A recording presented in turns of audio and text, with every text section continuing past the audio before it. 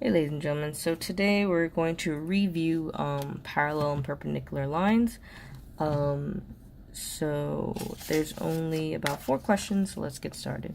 It says the lines represented by equations 4x plus 6y minus 6 and y equals 2/3 x minus 1 are, and then the choices are parallel, the same, perpendicular, intersecting, but not perpendicular. So the only way I can figure out if these two lines have any relationship at all, I need to make sure they're in the same form. If not, I can't really compare part to part. So I know this is in my slope-intercept form, right? Y equals mx plus b. I'm going to write that up here. All right, this is my slope-intercept form. But this is not, so I need to rearrange this. So what I'm going to do, I'm going to isolate, my goal is to isolate the y variable. So I need to subtract 4x on both sides first. So minus 4x, okay? These two cancel out. These are not like terms, so I end up with 6y equals negative 4x plus 6. I'm going to divide everything by 6 because, again, I want to isolate that y variable. Uh-oh, is my pen running out? My pen ran out. Let's see if I have another one. Aha, that's why I have backup. So now I end up with y equals, I'm going to reduce this as negative 2 over 3x. I just divided top and bottom by 2. If you struggle reducing fractions, you can easily do, you can easily type it into the calculator by doing negative 4 divided by 6. Press enter, you end up with a decimal, but you want it as a simplified fraction. So then you would press math and then enter twice. So 1, 2, and then you get your fraction in your calculator. So negative 2/3. So we have negative 2/3 x plus 6 divided by 6, that's just 1. So plus 1. Okay, so I know this is my slope for this equation, and this is my slope for the other equation.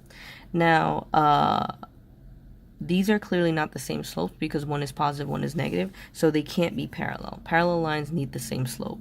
They definitely can't be the same line because they don't even have the same slope. So now we're just left with choices 3 and 4.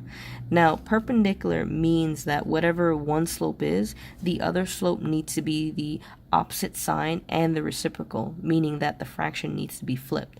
So if this is positive 2 over 3, the perpendicular slope to that is negative 3 over 2, but we have negative 2 over 3, so automatically not perpendicular either. That means that these two lines are intersecting, but they're not perpendicular. And that's pretty much it. Whenever you need to compare two equations, you need to make sure they're in the same form before you even proceed. All right, let's move to the next question.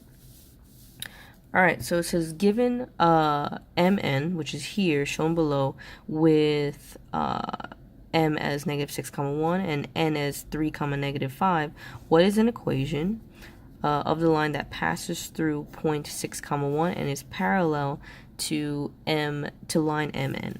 Okay, so if we're dealing with equations passing through points that are parallel, we definitely need a slope. And because they're parallel, whatever the slope of this equation is, it's going to be the same slope that's passing through this line. So what we can do is we can calculate the slope in one of two ways. We can either count the units, using slope as rise over run, or we can use a slope formula. So I'm just going to go about it both ways. So I know my rise is 1, 2, 3, 4, 5, 6, okay? And I know my run is 1, 2, 3, 4, 5, 6, 7, 8, 9, negative 9, again, because I'm traveling in the left direction. So my slope is 6 over 9, negative 6 over 9. If you want to use the slope formula, well, the slope formula is y2 minus y1 over x2 minus x1 equals, and then you want to make sure you're labeling this properly. This is my x1, this is my y1, this is my x2, this is my y2. If I set this up, I'm going to do negative 5 minus 1 on top, and then 3 minus negative 6 on the bottom. That's going to be negative 6. 3 minus negative 6, that's 3 plus 6, which is going to be 9, the exact same slope we got. So when it comes to, when you're given a graph, if possible, you can just figure out the slope that way. But, if you are someone who makes a mistake during counting, especially when the boxes are small, then definitely go through using the slope formula, because at least you won't make as much of an error, doing this. And let's simplify this because I don't see negative 6 over 9 here. So I'm going to divide both of these by 3. So negative 6 divided by 3 is negative 2. 9 divided by 3 is just 3. So my slope for this line is this. Now I'm looking for a parallel slope, so I know the slopes are the same. So that means the choices I'm going to be crossing out are the ones that do not have negative 2 over 3. So I'm definitely crossing out choices 3 and 4. And now I have a 50% chance of getting this right. So the question is, how do we proceed? Again, there's multiple ways. What you can do, you can use the slope that you have and kind of go backwards. So you know the slope is descending, so it's going down 2 and over 3. Now if you're going to the right, that'll be your direction, down 2 over 3. But because I'm going to the left, because my point starts here, I actually want to figure out the line going in this direction, I'm going to go with the opposite. I'm going to go up 2 to the left 3. So up 2 to the left 3, up 2 to the left 3, up 2 to the left 3, right? And now I have a line kind of like this. And my y-intercept here, 1, 2, 3, 4, 5,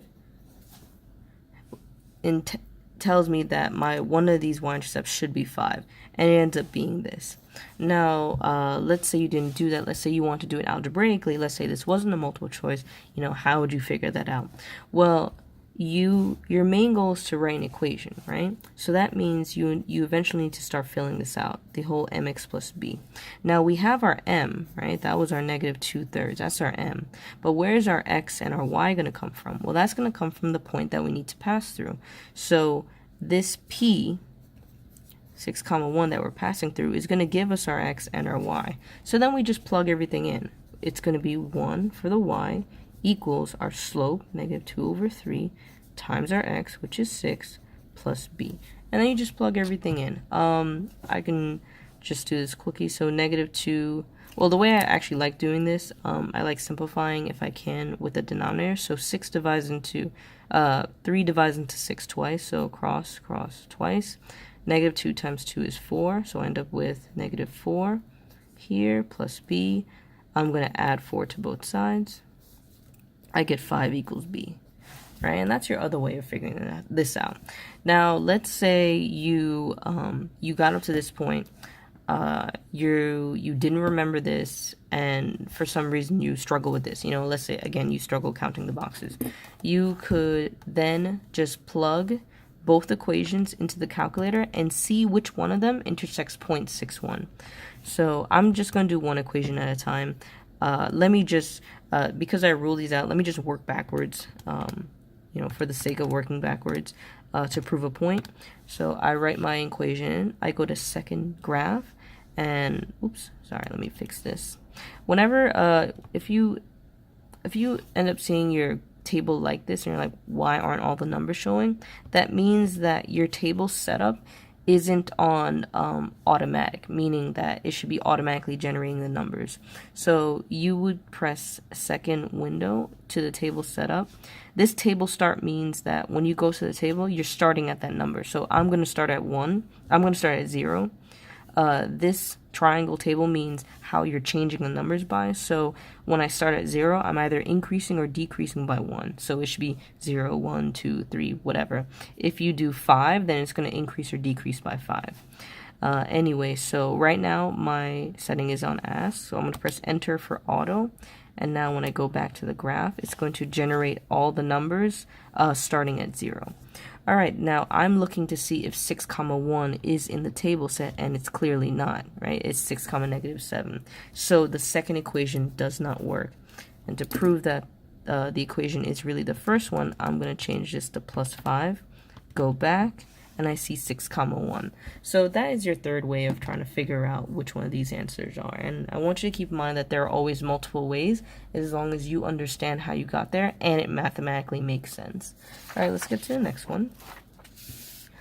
So we have this. It says, what is an equation of the line that passes through point 2, 4 and is perpendicular to the line whose equation is 3y equals 6x plus 3. So this is a similar situation where we need to find an equation that's in the y equals mx plus b form, right? That's our goal, right? The y equals mx plus b is our goal.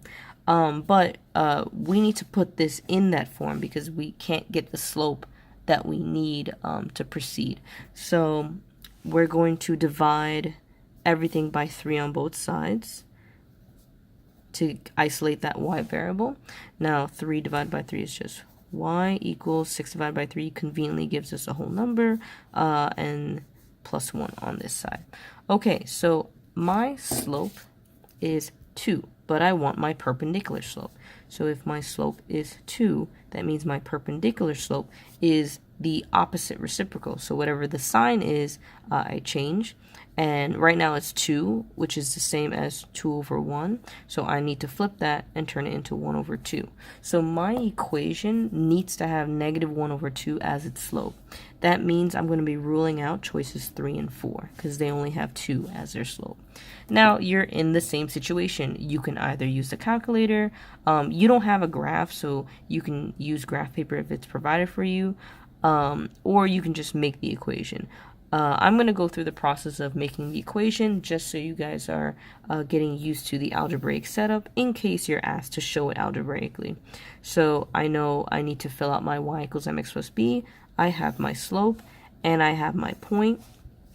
My point is 2, 4, which is my x and y that I need for my y equals mx plus b. So let's set this up. So I'm going to write this as y equals mx plus b.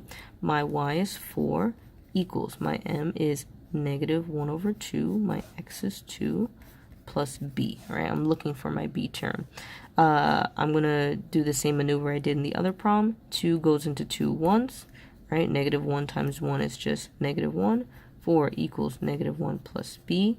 I'm going to add 1 on both sides. I get 5 equals b. My y-intercept needs to have a 5. That's only this choice.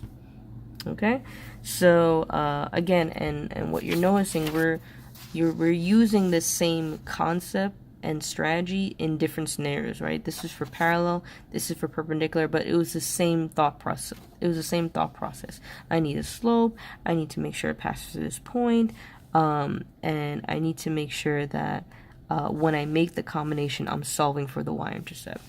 All right, last one for this one. Let's see. So write an equation of the perpendicular bisector of the line segment whose endpoints are negative 1, 1 and 7, negative 5. All right. So, and then it says the use of the grid below is optional. So when you see this information, that means that the regions can grade your answer in 2 ways. It'll either grade it solely based on your algebra, or it'll grade it on the accuracy of your graph that helps you find the equation. I'm not going to go over the graph. I'm going to more so go over on the algebra part because I want us to really know how to interpret each piece of the problem. So it first starts off saying, it says write an equation. Right now, whenever you see equation in geometry, they're most likely referring to the y equals mx plus b. So we need our final answer in y equals mx plus b form. Now it says perpendicular. Whenever we're dealing with perpendicular, we need to use slope. So we're going to end up using the slope formula at some point.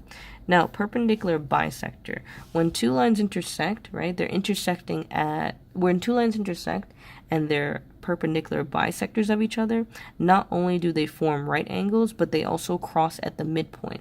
So we're going to need the midpoint for this problem as well. So this is one of those really dense problems where it's not just one and done. We have multiple steps to do. So getting the equation is really the last step, so I'm going to call it step 3. But the slope and the midpoint, you can do in either order and it doesn't matter. So let me do the slope first. That'll be my first step. And I know my slope formula is change in y over change in x, which is y2 minus y1, x2 minus x1. Now my point here, I'm going to label this as x1, y1, x2, y2. And let's get started with that. So y2 is negative 5 minus 1. For the bottom, it's 7 minus negative 1. That's going to be negative 6 over 8. And when I reduce that by 2, that's negative 3 over 4. Now, this is the slope between those 2 points, but again, because I want the perpendicular slope, I need to change this. So my perpendicular slope is going to flip and change the sign. That's going to be positive 4 over 3. So I have my slope. I'm going to put a box around it. All right, that was step 1. Now I need my midpoint. My midpoint is x2 plus x1 over 2, and then the same thing, right? It's the average of the points, y2 plus y1 over 2. All right, using those same points, I have x2, which is 7 plus negative 1 over 2, and then negative 5 plus 1 over 2. So 7 plus negative 1, that's just going to be 6 over 2. Negative 5 plus 1, that's negative 4 over 2. So my slope is 3 comma negative 2. My midpoint is 3 comma negative 2. All right, so now I have my pieces. I have my slope, and I have my x and my y to plug into the y equals mx plus b. Now we've come full circle. So y equals mx plus b. My y is going to be negative 2 equals my m, which is 4 over 3, my x, which is 3, plus b. And now I'm going to work through everything. So 3 goes into 3 once. 4 times 1 is just 4. Plus b, I'm going to subtract 4 on both sides. I have negative 6 equals b.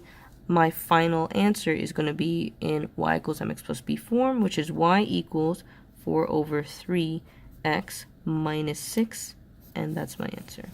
And that's pretty much it. So if you have any questions or comments, leave them in the comment section below, like and subscribe, and I'll talk to you later. Bye!